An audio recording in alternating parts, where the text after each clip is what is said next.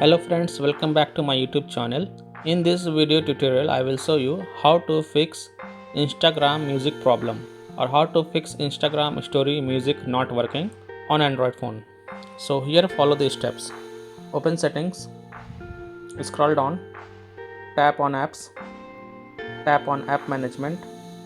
Here search for Instagram and tap on it.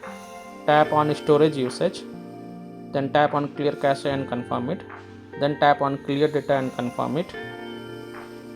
Next we have to download a VPN before logging into our account. So open Play Store, tap on search, here type VPN. Now download any reputed VPN from Play Store. After downloading the VPN, open it. Now connect to any other location than our current location.